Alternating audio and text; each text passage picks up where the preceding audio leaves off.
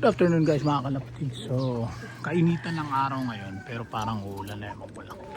Kasi biglang dumilim dyan sa bandar yan. Pero sana hindi umulan.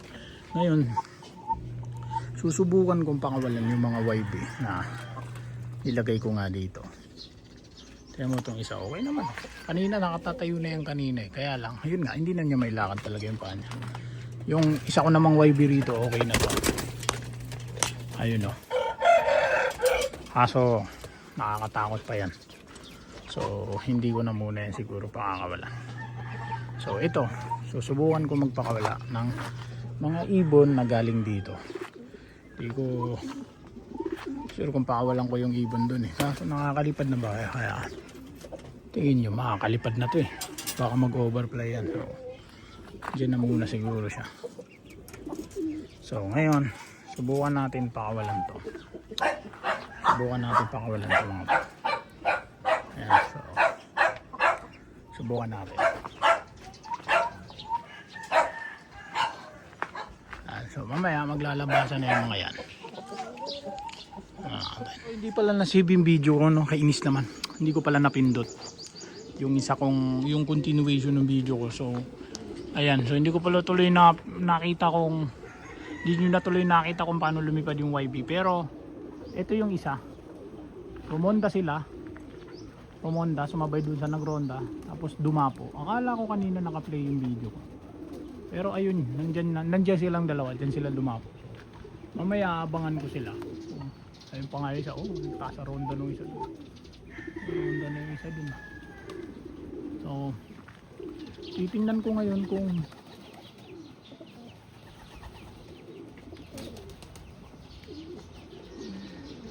alam nyo dito may mga nagkakalapate rin dyan. Dyan sa banda dyan may mga nagdo-donate na dyan ng kalapate. So siguro pag umalis ako dito magdo-donate din ako dyan. So ayan o, malapit lang naman. So hindi naman na siguro lalayo. Siguro uwian na nila yan pag wala na ako dito. Kasi malapit lang naman, dyan lang naman eh.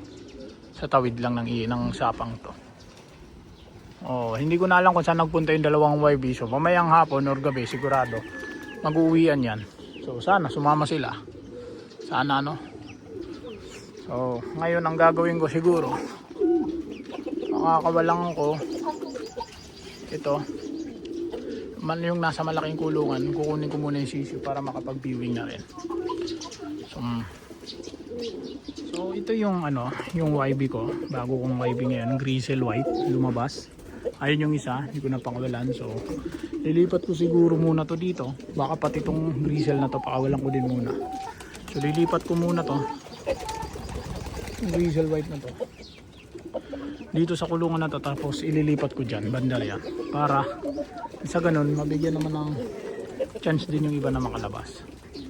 So okay, so after nila magliparan, bumalik naman. Ito na siya. Ayan siya yung isa. Nanda ko yan. Yan yung isang YB na white. So ang hindi ko pa natatanaw yung kapatid niya. Hindi ko alam kung saan. Kanina kasi nagrondahan sila. So ito yung isang YB. Ayan, tinan nyo, iika-ika. Hindi na talaga magamat pa niya. Parang putol na talaga. Kaya magandang gawin niya. Bumalik ko na yung isang paa guys. So kawawa naman. Tapos ayan yung isang YB. Tama na niya. So viewing sila dyan. Yung isang hindi ko pa rin natatanaw yung isang YB. Kasi pakakawalan ko na rin tong Grizzle na to dito. Yung nanay na ito. Sayang to. Ganda pa naman. Gusto ko pa naman ng Grizzle talaga. So mamayang hapon siguro. Kasi kagagaling ko lang din sa Laguna. So ito na yung isa. Ito na yung isa. Ito ata siya. Ayan yung isang YB, di ba? Umuwi naman sila. Umuwi naman sila. So ngayon mamayang hapon babalikan ko sila kung anong magiging result, kung mag-overfly ba yan mga yan o hindi. So tingnan natin mamaya. Ayun, so as of now alas 5 na. Hindi naman sila lumayas. Nandito pa rin sila. Okay, so ito yung isa. And ito yung isa. Ay! Hindi yan yung isa. Okay, so yung isang checkered ang wala. Kasi bluebird to. ito ang isa.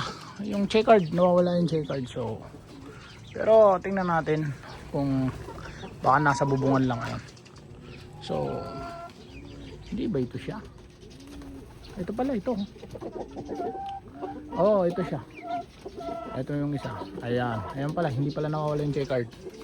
Okay, so hindi naman sila lumayas, ano?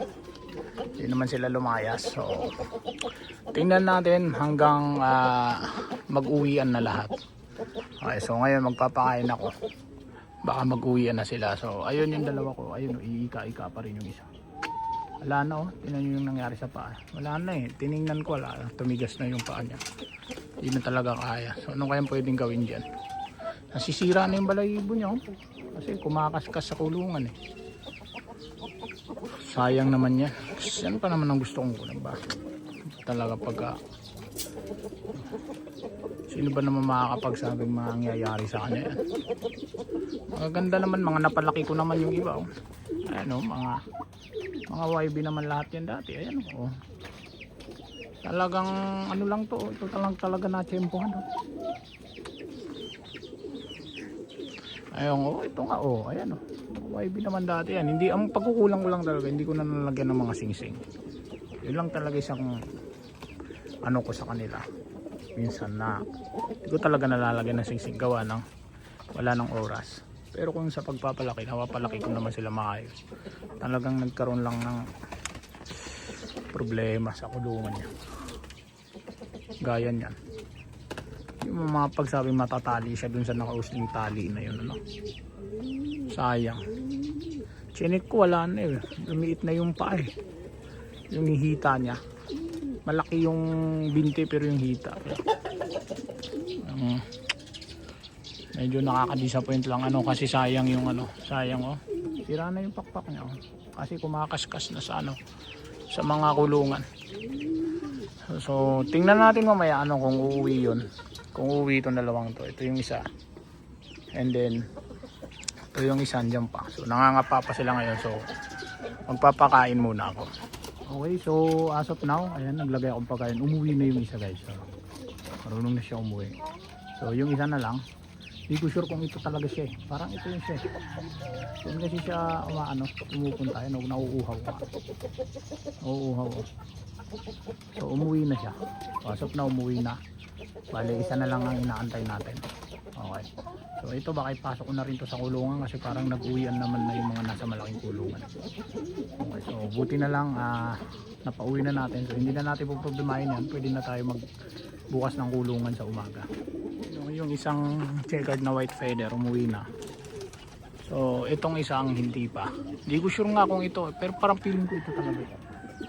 Feeling ko yan talaga siya. Kasi bata pa to. Pero feeling ko talaga yan yun siya. Kasi kanina pumasok siya kaso uminom lang then lumabas na naman. Kaso parang hindi ata kasi doon siya pumapasok sa kulungan eh. Ayun. Naghanap siya ng may inuman kanina. Pumasok siya dito tapos uminom tapos lumabas ulit. Feeling ko hindi yan yun eh. Baka yan yung isa ko na walang singsing. Kaya mo sa dami ng kalapate ko hindi ko na namamalayan yung mga, hindi ko na halos sila mga kilala. So parang yan ata dyan talaga siya nakakulong. So ngayon ang hinahanap ko ngayon is nasaan na kaya yung isa. So kung ganun, isa na lang ang hindi pa napasok sa akin, ito na lang. Hindi ko alam kung dyan ba na saan nakakulong yan dito. Bali dapat 12 itong mga to. Dapat 12 yan. So 2, 4, 6, 8, 10. Kulang ng dalawa to. Malamang sa malamang ito yung isa pang 11. Then yun nga, nawawala yung isang isang YB natin. So hindi kaya dyan pumunta yun. Wala na yun. Kung hindi uuwi yun, ibig sabihin nawawala na talaga yun kasi hindi naman marunong umuwi yun. So kanina nagrondahan sila, hindi ko lang na video. Kanina nung mga, di ba, nung pagbukas ko ng kulungan, ito kasing cellphone ko, akala ko naka-play na yung video. Akala ko naka-play na yung video, yun pala hindi pa pala naka-play. So ang laking oras na nasayang nun. So sumabay siya, pero dumapo naman dyan sa bubong na yan. So ngayon ang tanong is kung nandyan pa rin ba siya sa bubungan na yan dyan.